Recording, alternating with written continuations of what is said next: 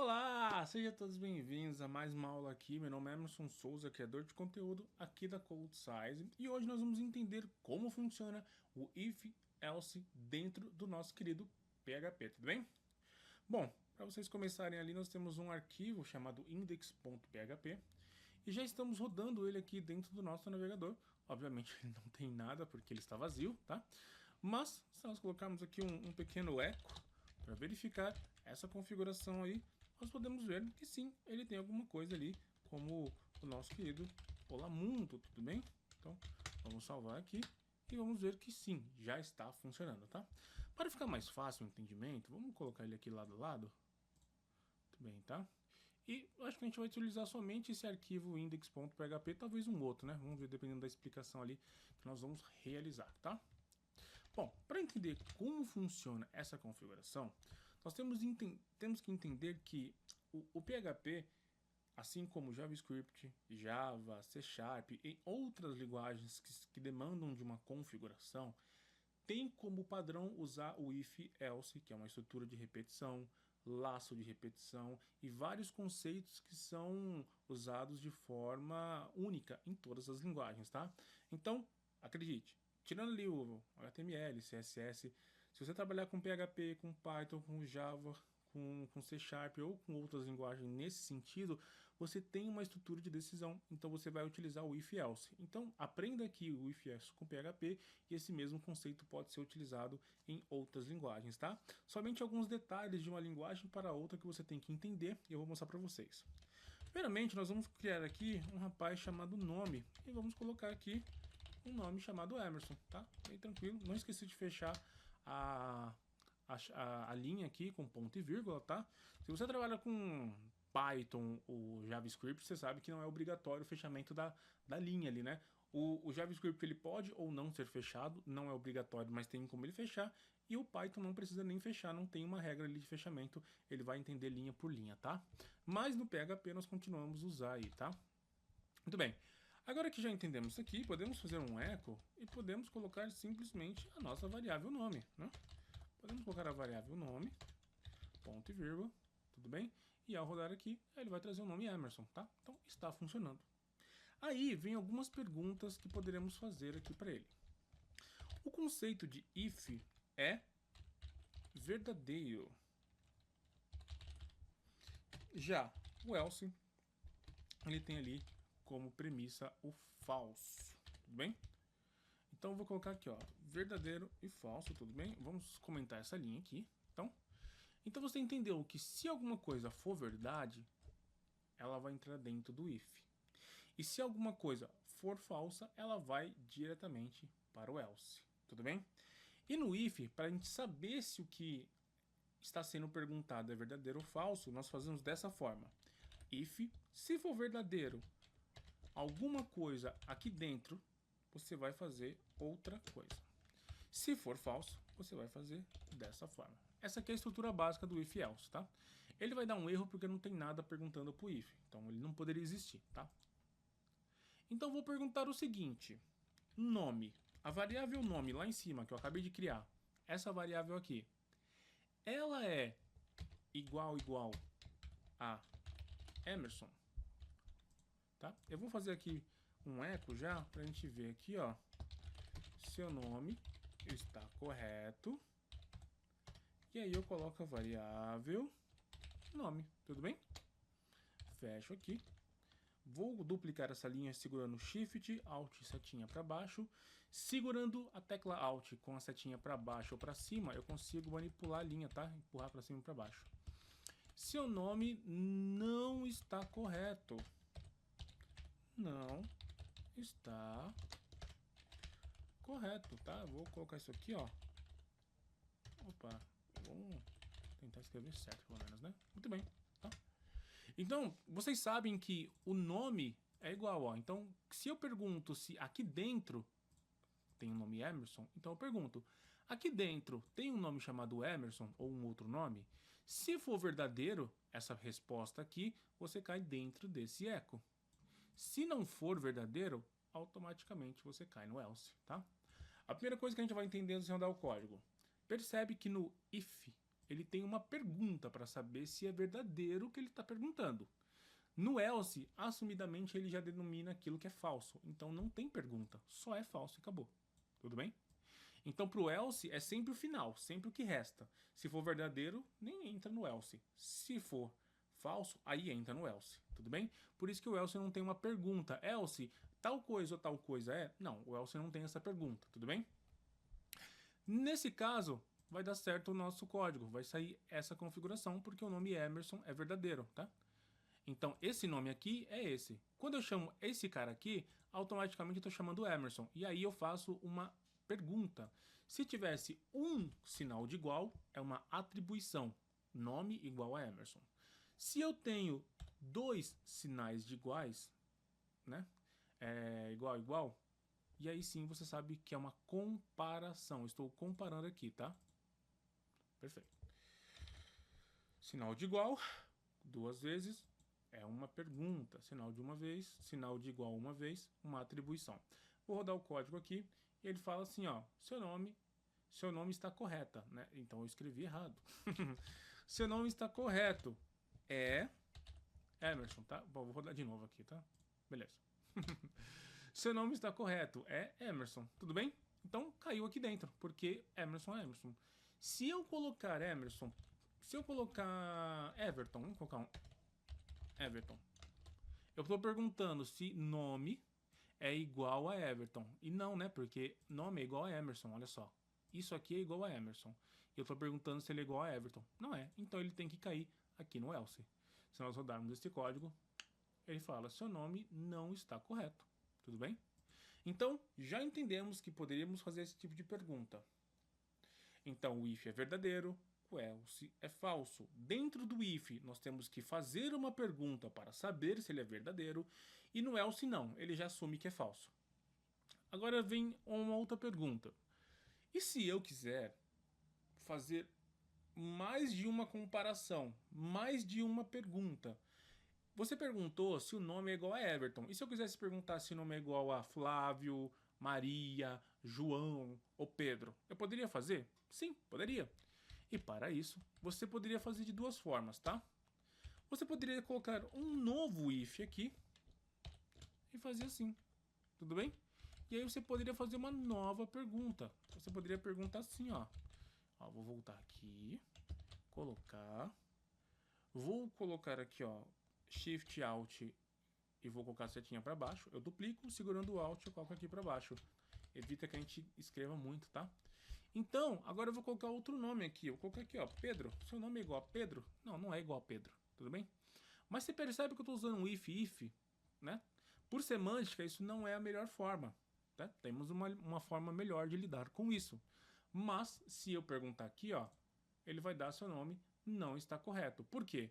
Ele verificou esse if e não funcionou. Aí ele verificou esse if e também não verificou, porque isso aqui é Pedro e eu quero o Emerson. E ele caiu no else novamente. Agora, se eu colocasse Pedro, aí sim ele falaria, seu nome está correto, é Pedro. Então ele reconheceu Pedro. Uma outra coisa que você deve entender sobre if-else e a pergunta que você faz é que ele é camel sensitive, ou seja, tem que estar escrito corretamente e as letras maiúscula e minúscula podem influenciar na resposta que ele vai te dar. Se eu colocar aqui novamente, você vai ver que agora ele já não conhece esse cara. Ele falou, para, mas é Pedro. Aqui não é Pedro, aqui não é Pedro.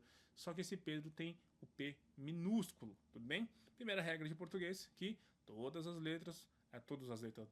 nomes próprios têm a primeira letra ali correta, tá? Embora muitas vezes você pode errar num português ali, falando uma palavra incorreta, como acontece, para o PHP e para as linguagens, isso aí vai ser relevante, tá? Então ele tem que ser case sensitive ali, onde ele vai identificar corretamente o que está escrito, com palavras e maiúsculas minúsculas corretamente, tudo bem? Isso também é uma forma de segurança. Então, nesse sentido, você já entendeu que o if é uma coisa e dá para fazer isso, tá? Mas, por convenção e forma correta de você trabalhar, mais de uma pergunta não é colocando if e um else. Por convenção, nós utilizamos um cara chamado, olha só, else if, tá? Vamos escolher esse cara aqui. Quando passamos aqui, deixa eu ver se ele vai me dar aqui a semântica do if else. Ele não vai me dar a descrição, né? Que pena. Eu tô sem os complies aqui de extensões de PHP. Então ele não mostra ali, tá?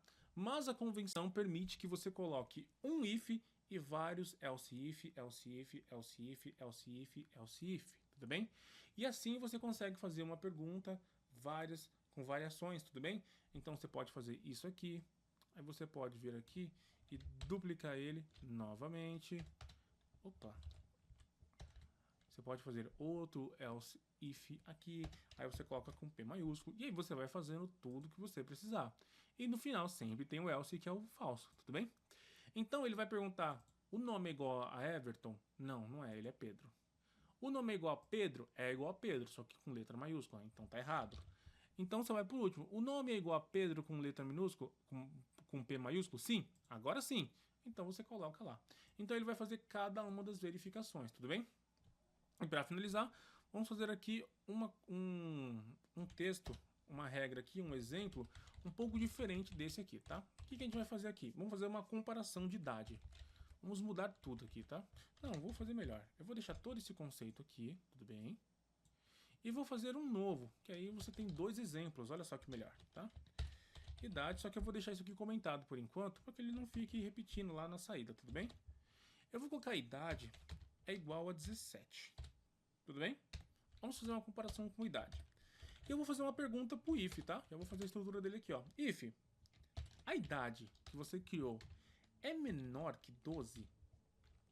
Tô fazendo uma pergunta, então, operadores lógicos. Se isso acontecer, você vai fazer o seguinte para mim.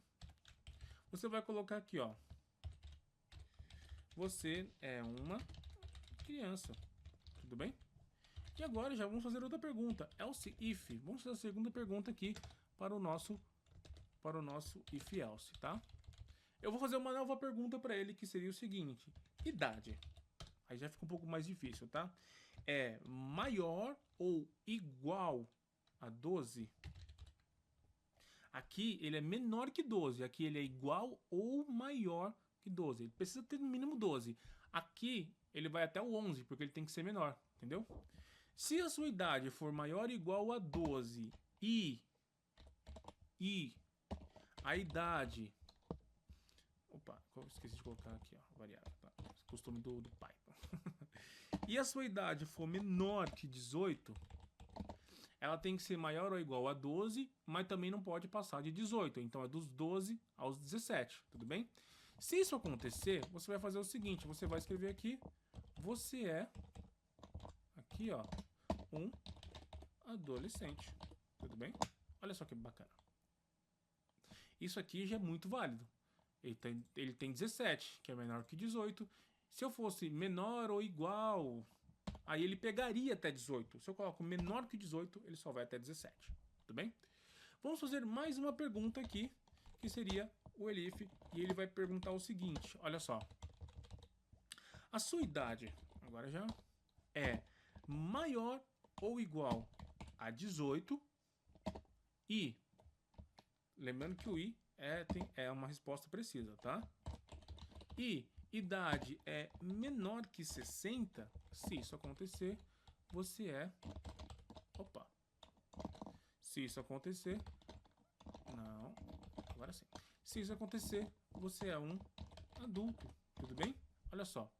Se não, se nada disso for válido, você coloca aqui que você é um idoso. E aí, sim, nós terminamos nosso exercício. Você é um idoso, tudo bem? Então, do 0 ao 12, você é uma criança.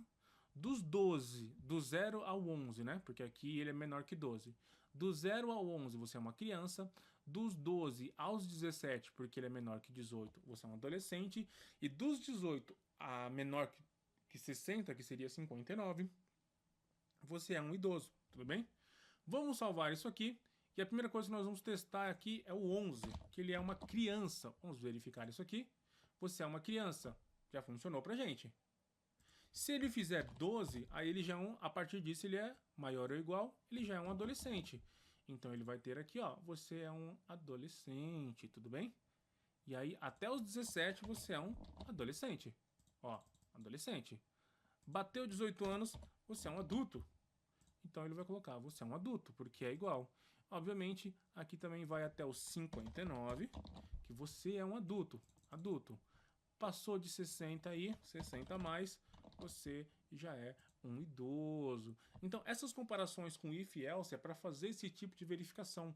Por isso que se chama estrutura de decisão. Decida algo a partir da relevância, se for verdadeiro ou se for negativo alguma informação. Tudo bem? Então é isso, espero que vocês tenham gostado. Faça exemplos aí com velocidade de carro, com valores de salário. Se você ganha até de 1.500 a 2, você está na classe baixa, de 3.000, não sei o que. Você pode fazer conta com um aluno. O aluno tem nota 10, então pela média você pode fazer cálculos matemáticos e as possibilidades só aumentam, tá? Imagine agora um cenário real, onde você tem que fazer uma nota de um aluno que fez 3 provas, 5 não sei o que, soma essas notas, depois você faz a divisão e verifica. Se o aluno tirou média 5, ele está reprovado. Se o aluno tirou nota 6 a 7, ele está em recuperação. Se ele tirou de 8 a 10, ele passou de aula. Ó, que exercício bacana vocês poderiam fazer, tá? Então é isso. Deixa aqui nos comentários o que você queria ver que não deu para ver nessa aula. Nós podemos fazer uma próxima aula. Meu nome é Emerson Souza, criador de conteúdo. Vejo vocês na próxima e até lá.